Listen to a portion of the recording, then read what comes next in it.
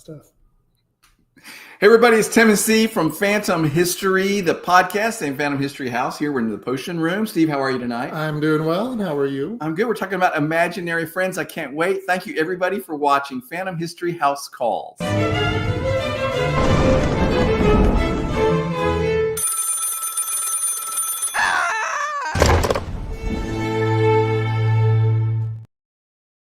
Right, I still laugh every time. I do too. I love that logo. So it's cold, everybody. When we're recording this in January, and it's cold.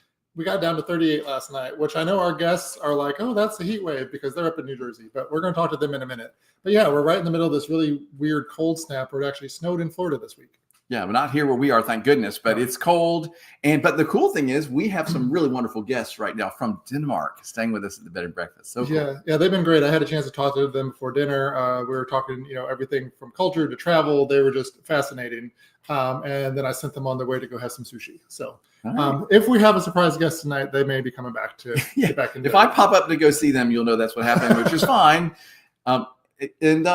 And of course, if you are watching, let us know where you're watching from. Say hello. And remember, as always, you can ask questions to our guests as we're having our conversation.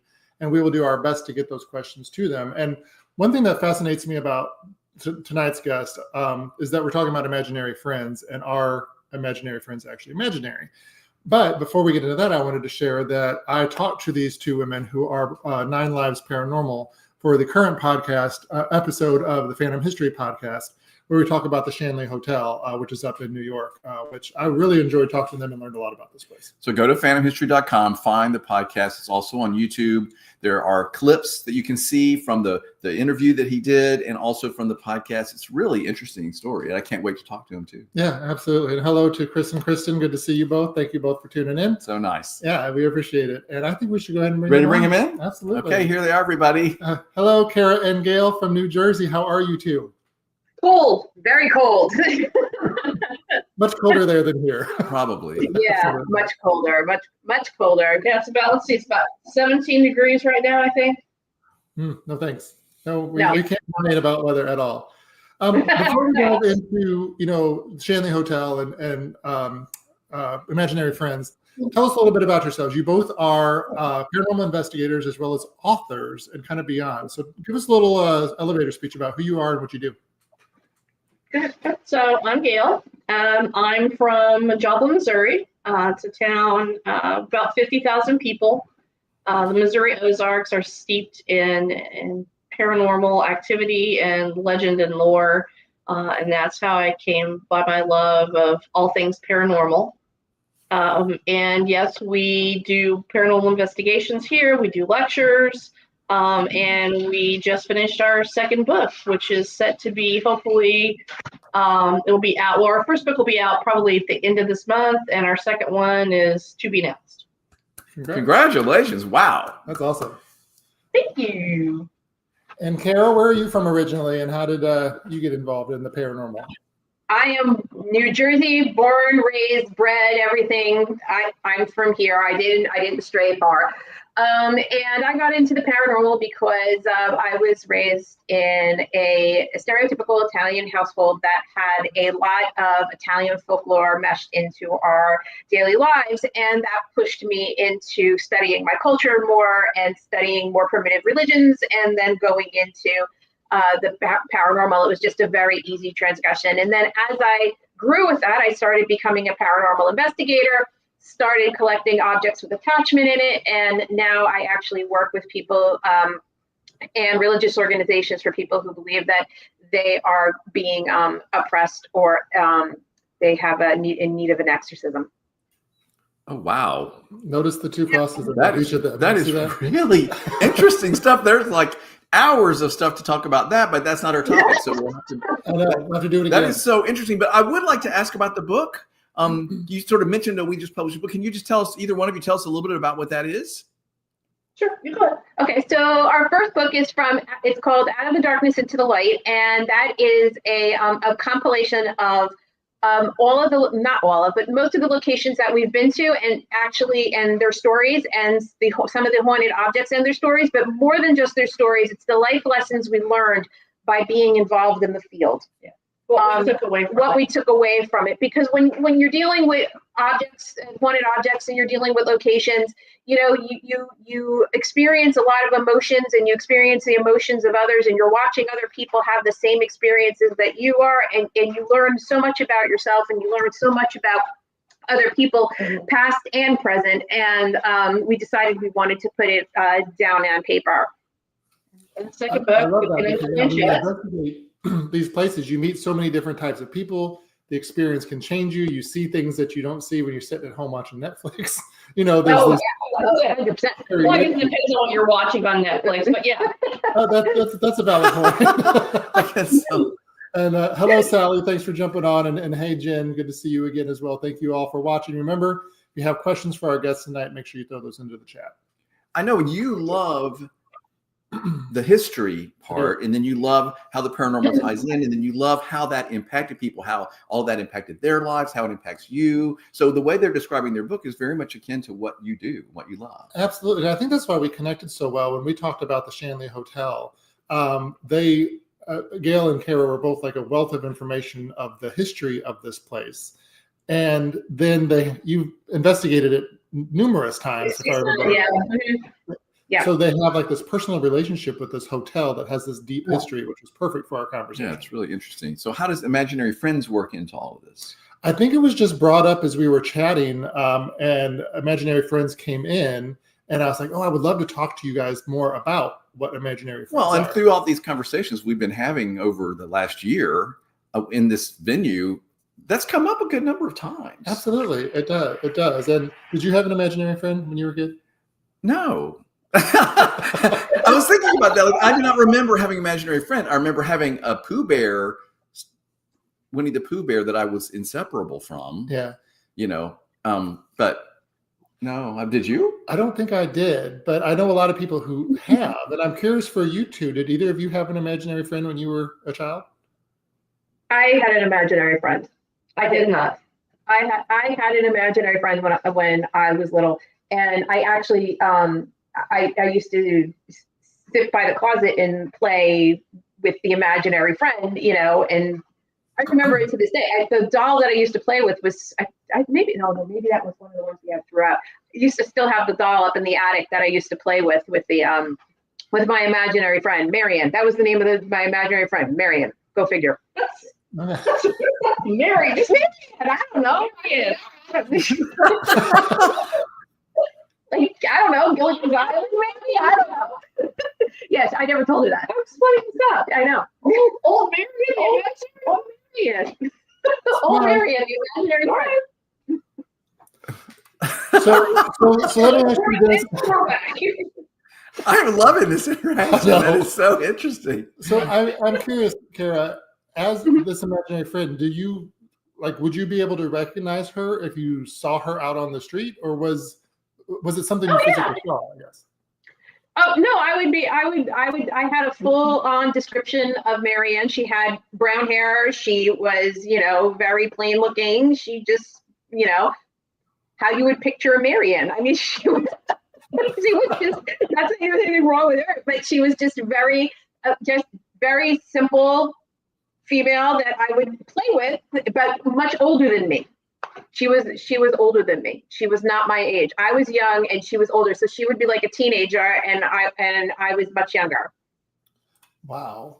So, at the time, I'm assuming you thought she was just this older girl who was a friend of yours. Right. Looking back, what is your take? Was this your imagination or was there something else going on? Well, not to be influenced by what I know now, but it's hard not to talk about one without the other. I think that I don't think she was an entity that I saw, but I think she is something that I created to fulfill my need. Because honestly, in my family, I was the only girl.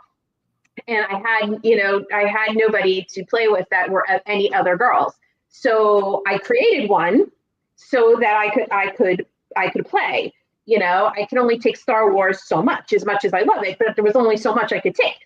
So I sorry.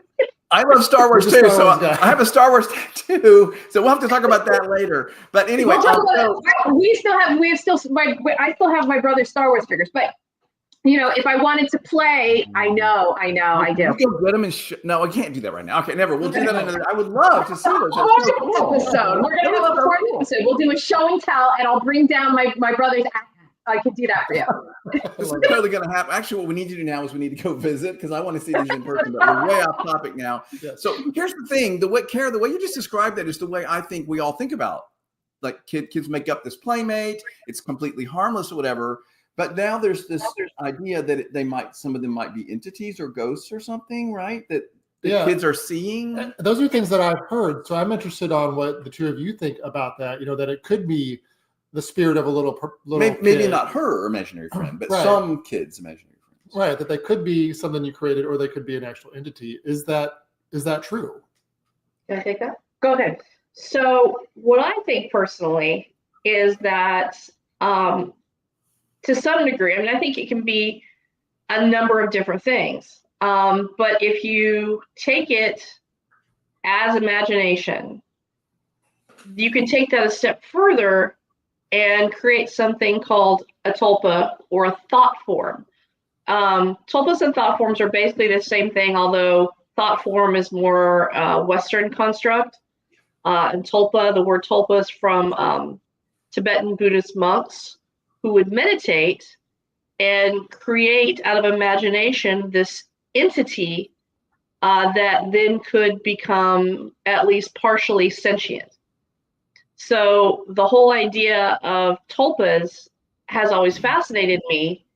And I started thinking about it. And first I thought, well, people who claim to have poltergeists. So they say poltergeists are created out of angst for, like, say, a prepubescent girl can manifest this energy and create a poltergeist. What if we have mislabeled that? What if it's not a poltergeist? What if it's actually a tulpa? A tulpa that was created and has now become sentient. I mean, if you think about something long enough, the idea is that it can take on its own form. In fact, some people say that Slender Man is a thought form or a tulpa. Other people, the gentleman who wrote the Mothman prophecies, he hypothesized that the Mothman might be a tulpa created from all these people who were projecting this image of what they thought they saw, and it became reality. Wow. That is terrifying, for one. So let me ask you this question. I know you have a question too. No, but Cara was about to say something too. So go ahead, Cara. Then I'll ask my question.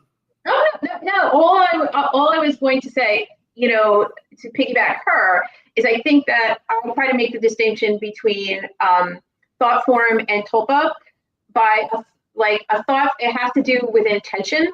A tulpa, in its original rudimentary sense, was created by the monks to be a companion in their time of meditation and worship when they took their vow of silence and they had no companionship. So they created something to fill a need, almost like an imaginary friend.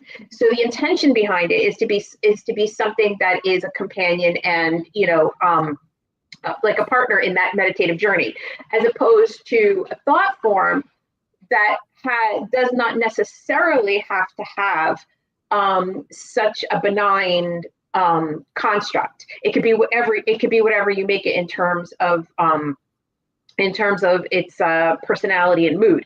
So, for example, there's an episode, I think it's on Kindred Spirits. Yes, it's on Kindred Spirits, and it's the Zombie Boy. It's Zombie Boy. And they did an investigation, and it turned out in that investigation that whatever they thought, they were able to pick up those traits on their investigation, either through chip coffee or phasma or whatever. So whatever thought form they created, it was regurgitated in their investigation, meaning that you do, as a human being, have some sort of control over what you project, and that projection can manifest into something that's bigger and greater. So is this kind of along the lines of, like, when you hear about people who are in a challenging relationship or in an unhappy home, where they talk about that feeling or that heaviness, Is this kind of in that same ballpark, or is that something completely different? You want to take it, or me to take it? Well, it all depends on what happens with that heaviness. If that heaviness can turn into something like, there's all this, even out of a bad relationship, even if you look at it in terms of a location, and you're looking at, say, a jail or an asylum or some sort of, place that holds a lot of trauma. When we always say, you're talking to somebody, but you don't know who you're talking to, it's quite possible that those feelings can manifest into something, and that is what we're speaking to, that it doesn't necessarily have a personality until we give it to it. Right. So you basically, so for a tulpa, well, we'll say tulpa, and it's not something that's just created overnight. It takes a lot for the monks. It took a lot of meditation, a very deep meditative state, and a lot of thinking and projecting. And so the flip side of that, say a thought form would take a lot of, it could be negative energy, it could be fear, like with Slender Man. People started seeing this thing, and more people thought about it, and more people were concerned about it, and all this fear was created. And so the construct of it was just a vessel. And then everyone, through all their posts and talking about it, filled up that vessel with the characteristics. So the thought form itself, or the tulpa itself, is simply a vessel. And then you fill it through either meditation or positive good vibes, or from sadness and anger. So, No, go ahead. So this reminds me of like these. Yeah, this is not the way I thought our imaginary friend conversation was going to go. But this is really interesting. And what's fascinating is we have never talked about this. You know what I mean? It's like, I'm new to the world of paranormal spooky stuff, right? Like, I mean, Steve sort of brought me into this whole, and like there's another angle on all this that I've never heard. It's so interesting. But anyway, what I was going to say was, it reminds me of like moments of mass hysteria that seem to happen a lot, like in the Japanese culture, where everybody freaks out watching the same cartoon or something. That seems to me to be sort of akin to what you're describing. Pretty much, it really can be, So I think that mass hysteria would be, yes, a bunch of people who are imagining, are imagining something, or like, whether it be a thing or a force or an action, they're imagining it to be true. Whereas a tulpa is one thing that starts out as an imaginary friend, but then takes on a life of its own. So it can exist outside the realm of your imagination. It takes on sentience. Like the Tibetan monks, they would actually rely on their tulpas as an extension of themselves, to remind them to meditate, or to stay healthy, or to eat, or to shower, or they relied on their tulpas to help them in everyday life. They took on a sentience. And I love that, because like you were saying, Cara, earlier, it was your creation that manifested Marion to kind of keep you company and kind of help guide you. So I guess my question for you both would be, well, one of many questions that I have is, if, somebody is watching this and they have a child, and that child talks about their imaginary friend all of the time, should there be any concern around that? Or are there things to look out for that would cause concern around that? My first reaction will be no, because generally I think imaginary friends are just that. They're imaginary. Sometimes younger children can't necessarily differentiate between what's real and what's not. But I think the vast majority of imaginary friends are just that. It's imagination, it's play, it's a normal part of developing and growing up as a child. And again, it's not an easy thing to create a thought form or a tulpa. If it were, they would be running around all over the place. It takes a lot of dedication, and a lot of energy and time and emotion. And I don't necessarily think that maybe a younger child would have the wherewithal to create that. Maybe a teenager, yes, but not necessarily, in my opinion, a younger child. What do you think about that? Just in terms of developmental appropriateness, I don't think little kids, and I'm saying this from, I actually teach little kids, and I actually teach a course. She's a speech therapist. Yeah, and I teach a course on language development in young children. And so I don't think that little children have the wherewithal to create something, because you have to imbue it with traits. And they don't know who they are yet. So to imbue something with traits so that it would have sentience, it's just out of the realm of possibility at that point.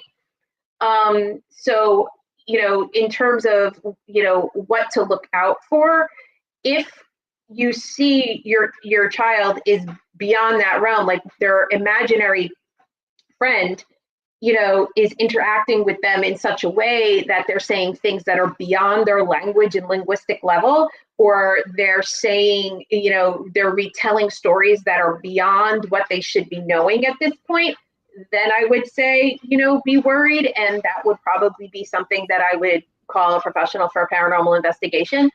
But I don't think a 3, a 4, a 5, even a 6-year-old would be, able to, create something, with the same traits. That's sophisticated, because you have to really give it a personality. Right. And there are stages of a person who creates a tulpa is called a tulpomancer. And there are stages of development on how you do it. And there are full online communities of people who have created tulpas and how to create tulpas, and how to take care of your tulpa, because once they become sentient, then you have to, maintain upkeep, and then comes the ethical question of now what to do, because now that it has sentience, is it a person? There are a lot of ethical questions once you really get into it. And I think that, imaginary friends, so the flip side of that is children can also, I think they are more open to the paranormal.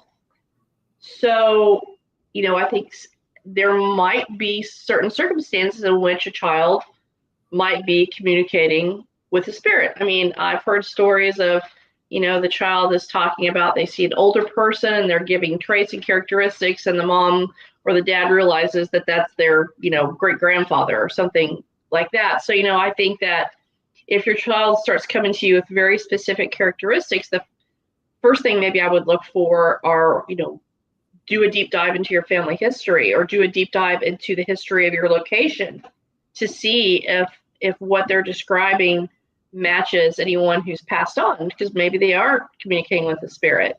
And then another side of that is, it's normal for kids to blame stuff. You break the vase, oh, my imaginary friend did it.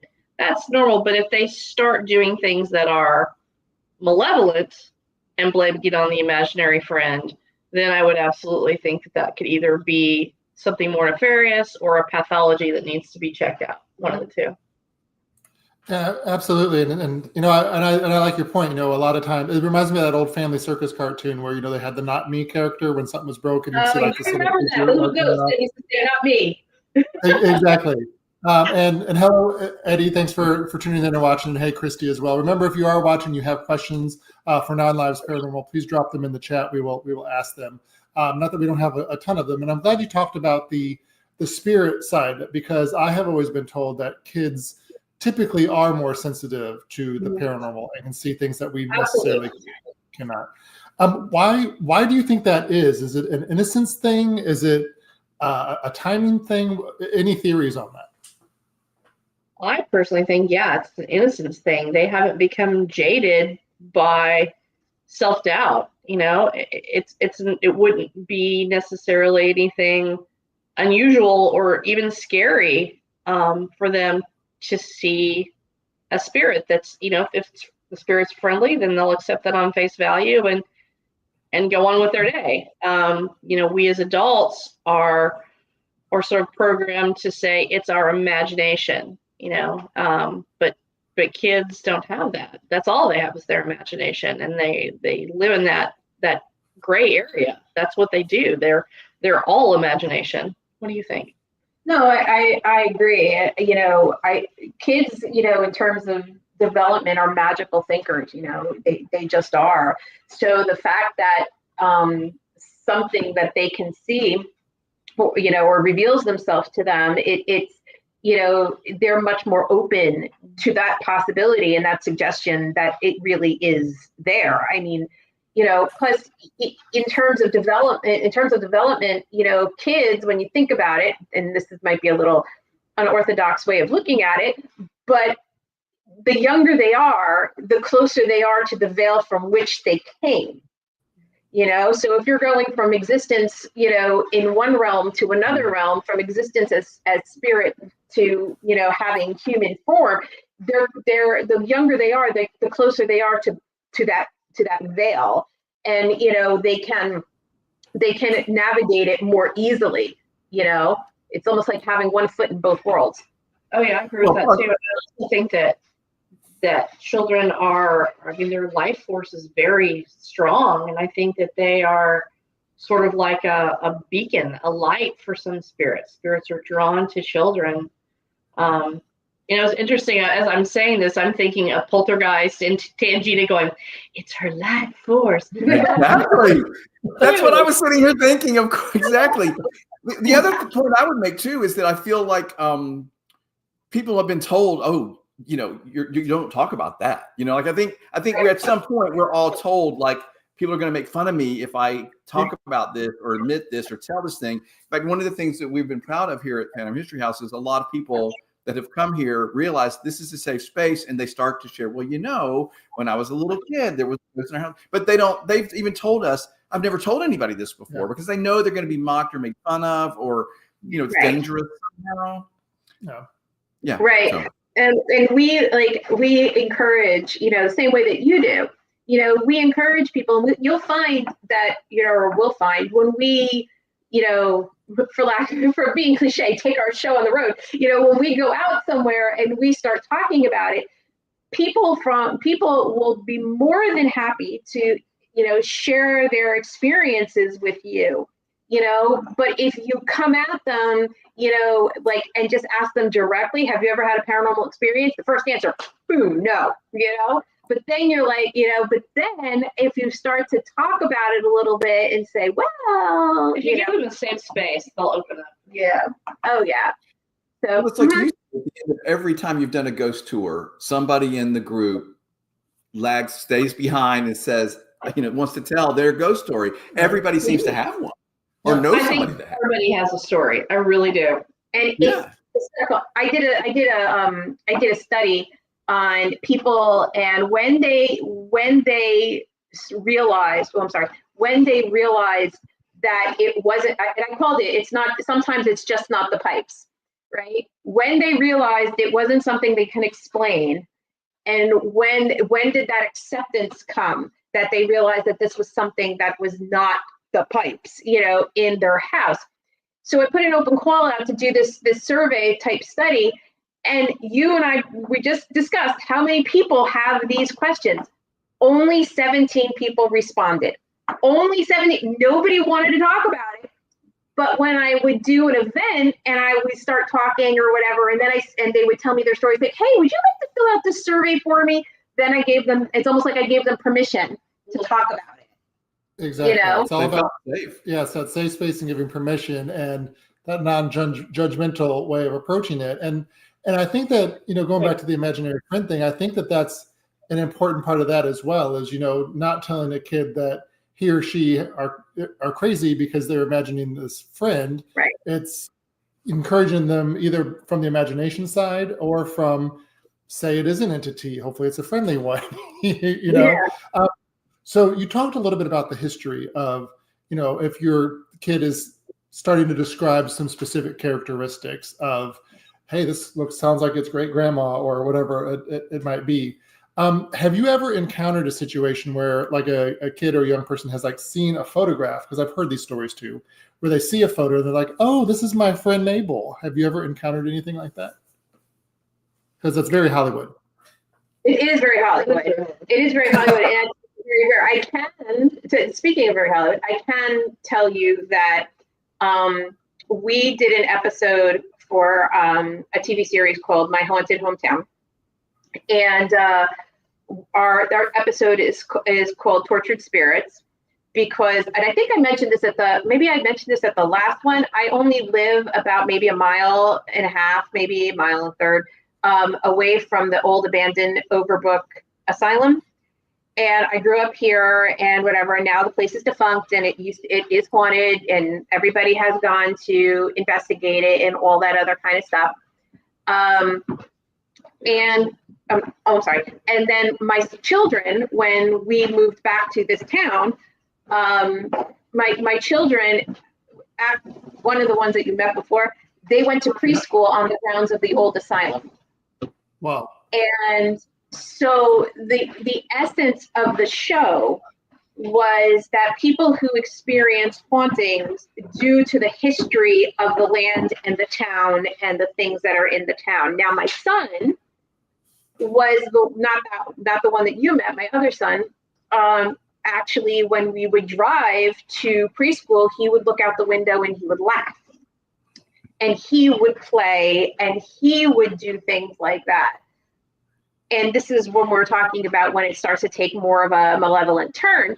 You know, he wasn't as verbal as my other son, so he really didn't talk about it. He would just laugh and point. And then again, he was only 2, you know, so he would laugh and he would point and he would play and by himself. But it was like he had other people. Oh, I'm sorry, other people in the room.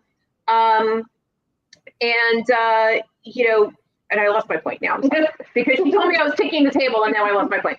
So he never described anybody as much as he did acknowledge that there was a presence. And when there was more of a malevolent kind of thing, it would be more that, you know, like it would be like he would be afraid or he would have anxiety. Or, you know, but now I'm talking about someone who was really young and couldn't communicate their feelings that much. So he would have anxiety. And then when he got older and he started to communicate, again, this is what we're talking about, language that's much more developed than what your child is. He said to me, "Mommy, do you lucid dream?" Now, a 7-year-old should not know what a lucid dream is. And he said to me, "Mommy, do you lucid dream?" And I said, "What?" And he and and he said, you know, and then I realized he had a very hard time telling the difference between what was real and what was not real. And that's when I started to realize that he was possibly sensitive because he was confusing what he saw with what he really saw. So he almost like having a foot in both worlds. He had two distinct realities. You know, he had the one that only he saw and knew by us telling him. Nobody else could see what he was talking about, you know. And then there was the reality of everybody else. Now that he's 19 years old, and he came every once in a while. Now he says it's cringe, but we took him on a couple of ghost hunts and with us, and he was the only one that he saw the apparitions and he was able to describe them to the docent. He said the Burlington County Prison Museum. Yeah, he was like what, 16? Yeah, 16? about 16. He was about 16, and he said, "Who's that guy in the other room?" And so the docent went running down there because she thought somebody got into one of the areas of the prison museum that you weren't supposed to be, that was closed off. And she said to him, "Well, what did he look like?" And he described it, and he described the prison guard who was murdered by the prisoners because he was, you know, a little bit heavy-handed in the way he treated everybody, and he treated them cruelly, and they beat him over the head in that room with a pipe. Wow. So, and he was the only one who saw. That was a long answer to your question. No, but you answered my question, which I love, because it does happen. And, you know, you find that moment of truth where it's, oh, this is not just an imagination thing. There's something more going on here. And Sally just commented a couple of things. She says, lots of adults don't know what lucid dreams mean. So that's valid.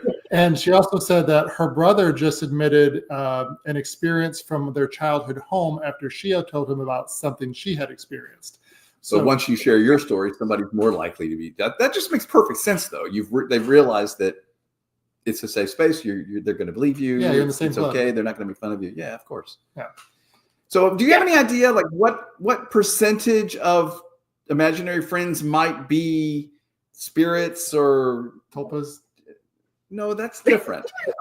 Like the tulpa is something someone's intentionally created, if I understand it. But I'm talking about like a spirit. 100% of tulpas are tulpas. 100% of tulpas are tulpas because they're created with intention. So they have to be created. But I mean, the sort of premise I thought we were going to be talking about tonight is that there's a sense that a number of children's childhood imaginary friends are actual ghosts or spirits or grandma watching over them, whatever. Do we have any idea of like how much that is, how common that is, or anything about that? I would say probably 90% are just imagination, and the remaining 10%, who knows? That's a good statistic. I'm going to look that up. That's kind of what I'm just based on what I see in the paranormal community and paranormal kids. 65%. Oh, there she's Googled it now. I can Google it. 65% of all children have an imaginary friend by the age of 7. But what percentage of those are actually spirits? That's what we're talking about. Well, I don't think half those people had an paranormal investigation. So 65%. Good. I think that's a very helpful statistic to throw on the table, though, because a lot of kids, it's very common. Everybody thinks it's very common for kids. And I love that kids have imagination. I had a great imagination as a kid, and I remember playing all kinds of games and stuff, but I don't remember having a specific imaginary friend, but that's fine. But I think the concern is that, we're like, the conversations we keep having is, is Bigfoot really an alien? And there's all of these dimensional conversations about all these phenomena that people talk about. Right. I just wondered how common it is for imaginary friends to be part of a paranormal phenomenon. I'm guessing 10%. Yeah. And I'm basing that on, like when we go on, say, an investigation of maybe someone who thinks their house is haunted, we can usually find naturally occurring things that are going on in the home that aren't paranormal. And I would say that happens, 90% of the time. But then there's that 10% that is unexplainable. And anything that's not normal is by definition paranormal. So I'll parlay that into kids who have imaginary friends. I say, 90% of the time, it's very benign. It's just their imagination. But then there's that 10% that falls into that category of, we're not really sure, but it could very well be that they are making contact with the spirit world. Especially if you have a child who is sensitive, who maybe is showing signs of being maybe an empath. Maybe if you have a kid who's very empathic, I think they have a better chance of seeing a spirit. Yeah. I think that makes sense. And I think that's also, I don't know if it's genetics or generational or whatever it is, but of course you hear about, I'm a psychic and my mother was a psychic and my mother's mother was a psychic. So there seems to be that generational connection too. It makes me wonder if all 3 of those generations had imaginary friend experiences. That's something I'm going to start asking people because I'm curious. So then you can go further down the rabbit hole. And if you have a child who is psychic and whose grandmother was psychic and his mother was psychic, so then you have spirit guides. So if I'm not psychic, but many of my psychic friends talk about their spirit guides. So, hypothetically, if they are psychic, they would probably at a young age be introduced to their spirit guide. True. That's really smart. That makes perfect. I like that a lot because we've heard that term used a lot by our psychic medium friends that we've encountered, and they use that. They talk about their spirit guides, and I can imagine that being something that they would possibly encounter, as younger. Mm-hmm. I like that theory a lot. Interesting. So as we wrap up this conversation, it sounds like that imaginary friends, mostly are imaginary, but could be 10% something else, and usually not something to be afraid of. That's kind of what I've learned. Yeah. We have somebody who said, Christy, who is a psychic, spirit guide. Interesting. I'm a psychic. My mom was, and my grandmother. So we have one in the audience who has that same.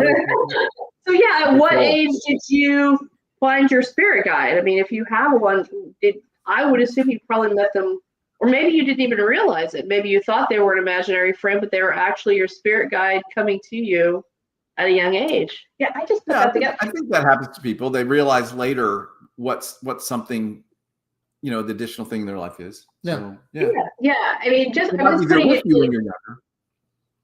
I'm just putting it together now because when we do events or whatever, Gail's more the techie, and I'm more the psychic, the intuitive, the empath. And I was telling her one day when we were doing something, and I said, I don't know why, I just know. It just comes to me, and I have to say it. And so she said, well, maybe you're looking at it wrong. Maybe it's your spirit guide. So now maybe I'm thinking it's Marianne. I'm taking my own. I'm taking my own advice. That's it. Full circle. Thank you for the therapy session. That's fantastic how that came full circle. I'm loving it.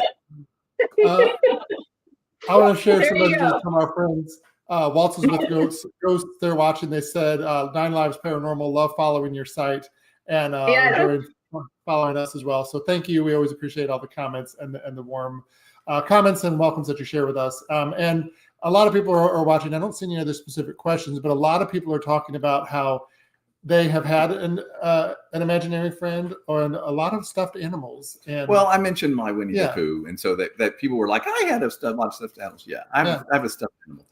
Yeah, I had this is kind of an imaginary friend because I had a stuffed Figment doll from Epcot, and he is imagination. It's a spirit of imagination, yeah. So spirit of imagination. In the name, Figment. That is.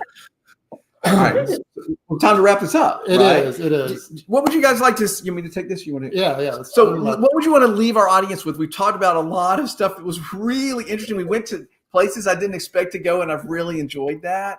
I know. One last thing, each of you, one last thing to anybody that's watching. What would you like to say about all of this? You go first. I would say that if you have a child who has an imaginary friend, don't automatically think that they're talking to a ghost in their room, but talk to them. Ask them what the imaginary friend looks like, what the imaginary friend tells them, what they talk about. Ask them to draw the imaginary friend. And then you have the pieces to move forward if you have a suspicion that, because I think parents know, maybe parents can sense if there's maybe the presence of a loved one that's passed. But again, we're adults, so we're trained to go, it's my imagination. My mom's not really here. But what if she is? And what if your child is seeing your mom? So ask the questions and do the investigation, or call somebody like us and we can do the investigation. But again, it's almost never anything nefarious. Even when we go on these investigations, I tell people no preconceived notions. Just because if you go into a house and a spirit pulls your hair, doesn't mean that the spirit was trying to attack you. It means you're talking to these spirits and they didn't know how else to get your attention. So they pulled your hair. No preconceived notions. Most spirits are not malevolent. They only want to be acknowledged. Yep. And the only thing I could say is that the veil is thinner than you think, and your thoughts are stronger than you think. And that's really about it. Wow, that's really good. And I can safely say I've never had my hair pulled during an investigation. Maybe the beard a little bit. So before we say goodbye, let everybody who's watching know where they can find you, website, social media, all that good stuff. Where can everybody learn more about you? Well, you can find us at 9livesparanormal.com or on Facebook or on Instagram at 9livesparanormal.com. Same on TikTok at 9livesparanormal.com. Follow us and you'll see where we'll be having our events, what we're doing. We post a lot of footage from we do a lot of lives. We collaborate with a lot of people. So if you are a paranormal team and you want to collab on something, we are always looking to do experiments, even from long distances, and doing double live streams. So just reach out and we'll talk. And don't miss them on the latest podcast episode. Absolutely, where we talk about the Shanley Hotel. And in our full interview from that, you learn why they call themselves 9 Lives Paranormal. So make sure you listen to that interview. Which is on YouTube. And it's on our website. So check that out and you can learn where that name come from. If you look at the name, it kind of gives you a hint, but that was one of the questions I had. I love that. Gail, Cara, thank you both so much for taking time to chat with us on this Wednesday night. It was great seeing you both again. Good to see you too. I hope we can do this again. I would love to stay in touch and keep collaborating. Absolutely. Yeah, like in the first 3 minutes, there was all this stuff that was talked about, and I'm like, I want to follow up, so we will have to do this again. We're going to take notes. Absolutely. I love it. You guys were wonderful. Thank you. Thanks everybody for tuning in and watching, and we will see you next time on Phantom History House Calls. Absolutely. Thank you, everybody. All right. Bye.